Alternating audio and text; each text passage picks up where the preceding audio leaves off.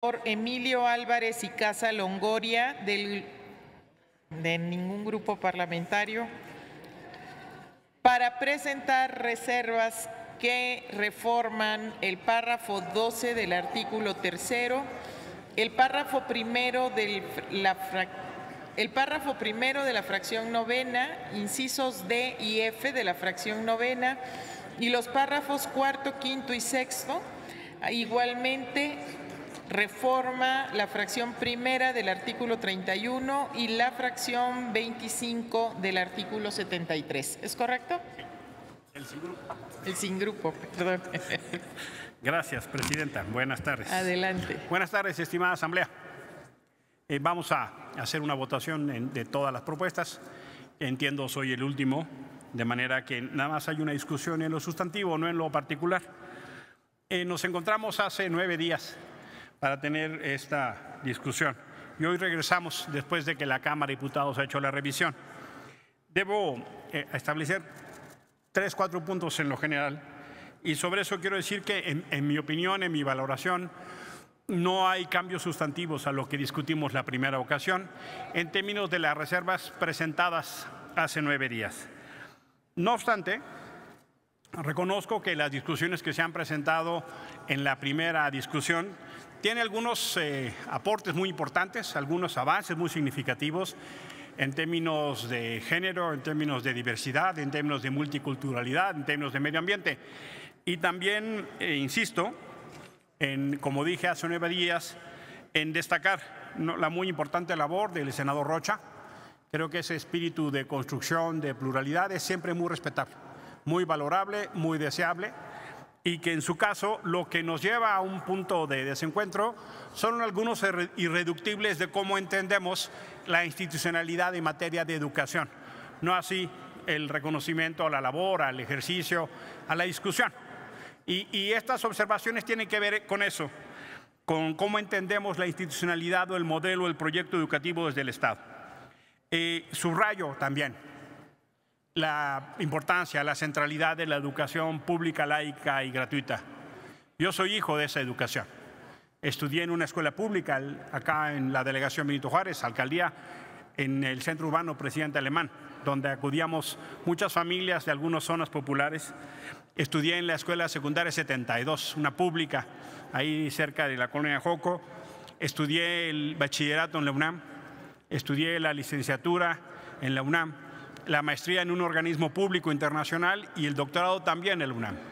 La centralidad de la rectoría de la educación pública, laica y gratuita me parece fundamental.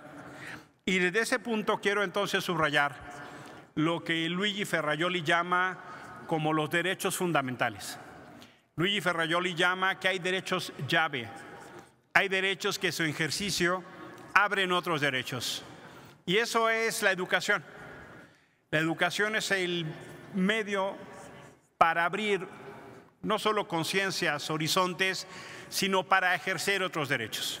Y por eso me parece tan importante subrayar la pertinencia, el sentido, la dimensión de la preeminencia del interés superior de niño y niña en la educación. Creo que en estas discusiones lo que ha pasado es que se ha querido equiparar el derecho a la educación con los derechos laborales, sin menoscabo de los derechos laborales, pero entiendo que cuando el derecho a la educación se hace realidad, como fin último, el Estado lo instrumenta a través de maestros y maestras, hombres de vocación, muchos y muchas de ellas admirables. Yo soy lo que soy en gran medida gracias al esfuerzo de hombres y mujeres que en esa escuela dedicaron su compromiso, su dedicación.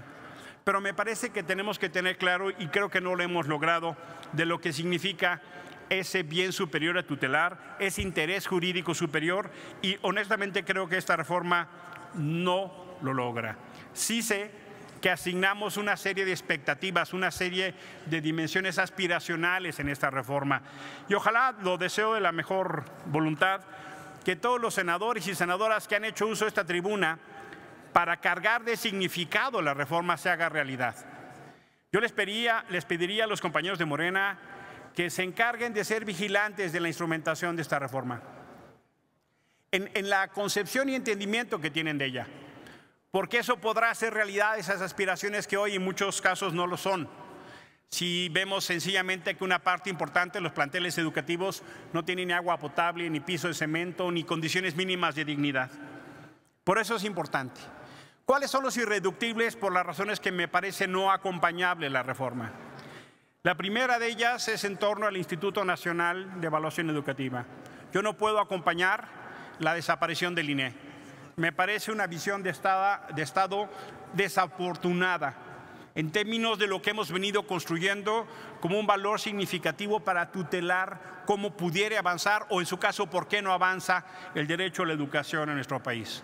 Pero hay un segundo tema, y ese segundo tema tiene que ver con desaparecer un órgano autónomo constitucional. Y me parece que sienta un precedente muy peligroso en esta legislatura. Hemos venido construyendo una institucionalidad, un modelo de Estado, y regresar esa facultad al Poder Ejecutivo me parece un error. Y me parece un error de modelo de Estado. Hemos estado discutiendo los últimos 30 años cómo generar una visión de Estado que permita estos equilibrios, que ayude a la garantía del bien último para lo cual creamos el Estado. Desaparecer un órgano autónomo y regresarle esa atribución al Ejecutivo me parece una regresión muy significativa en términos de la institucionalidad democrática que nos hemos querido dar. Puedo acompañar, puedo entender que pudiera haber deficiencias, pero lo que toca entonces es tomar ese diagnóstico para mejorarlo en la capacidad de lo que significa una institucionalidad verdaderamente autónoma, subrayando que autonomía no es autarquía. Subrayando que los órganos autónomos tienen que rendir cuentas, tienen que sumarse al fenómeno de austeridad y simplificación, pero en la garantía de que hay un bien de Estado a tutelar, y por eso creo que es un error. El segundo tema que me lleva a no acompañar esta reforma es la noción que estamos entendiendo de evaluación y calidad. Me parece un exceso decir que la calidad es un atributo del neoliberalismo. Me parece un exceso decir que no podemos avanzar en procesos de evaluación. Subrayo, como dijo el senador Rocha, que acá todos estamos en contra del carácter punitivo y que eso significa una negación del derecho al trabajo de los profesores, de las profesoras, en términos de debido proceso. Pero lo que no podemos hacer es desaprovechar esta oportunidad en la significación de la práctica sistemática de la evaluación como política pública de la implementación del derecho a la educación, Y me parece que esta reforma no lo logra. Tercero y último, hay una enorme discusión sobre lo que ha venido pasando en décadas anteriores de la cesión del Estado en términos de unas atribuciones fundamentales. No podemos negar que la alianza referida en distintas ocasiones el día de hoy tuvo también como consecuencia una de las mayores perversiones de la vida democrática del país. Una negación de la práctica sistemática y democrática de miles de trabajadores y trabajadoras. Incluso ha habido movimientos democráticos magisteriales para intentar recuperar sus derechos. El senador Napoleón ha venido insistiendo en los derechos de los trabajadores. Hemos apoyado acá incluso instrumentos internacionales. Habrá que trabajar, senador, para que se haga realidad que maestros y maestras puedan escoger en libertad a su representación, sin amenazas, sin muertes. El magisterio está lleno de procesos autoritarios. Necesitamos que lo que hemos trabajado en reformas laborales se haga realidad en el magisterio. Una de las peores figuras de la más acabada corrupción sindical ha sido algunas expresiones del sindicalismo que ha acabado con riquezas tan ofensivas para nuestro país que hoy lamentablemente están pudiendo salir bajo el cuño de la impunidad. Yo les pido que sean garantes de que lo que hemos hecho en materia laboral se lleve al mundo magisterial. Acá está el senador Aces y les pido que se hagan cargo de que ese movimiento magisterial tiene reproducciones profundamente autoritarias y me hago cargo que hoy son sus aliados electorales. Me hago cargo que muchos maestros y maestras han depositado su confianza en el presidente López Obrador. Pero tenemos que ganar la batalla de la democratización en el magisterio, porque si no, esta reforma no va a servir de nada. No podemos reproducir ni regresar a la cesión del Estado. Ese ha sido uno de los grandes límites cuando, déjenme simplificarlo en la idea, cambio plaza por taxi.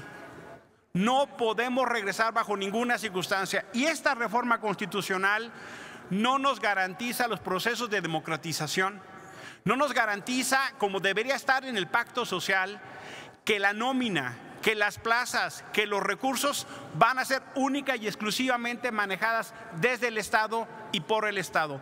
En estados como Oaxaca se cuenta por docenas los profesores que han vivido la represión en carne propia. Incluso tenemos que honrar la memoria de su vida porque han vivido actos de represión. En Morelos, en Guerrero, no podemos cerrar los ojos ante esa realidad. Este era el momento para plasmar eso en la Constitución. Este era el momento para decirle a los maestros: este Senado de la República va a proteger sus derechos y garantizar su condición de dignidad. En mi opinión, esta reforma no lo logra. Y quiero terminar diciendo que una parte fundamental del proceso educativo pasa por la dignificación de los maestros y maestras. Pasa por la dignificación de sus salarios. Pasa por la condición de la dignificación de sus condiciones de trabajo. Hoy por hoy, si queremos garantizar el derecho a la educación, tenemos que dignificar la labor de ser maestro y maestra en este país, que esa es en verdad una función transformadora y liberadora. Por su atención, muchísimas gracias.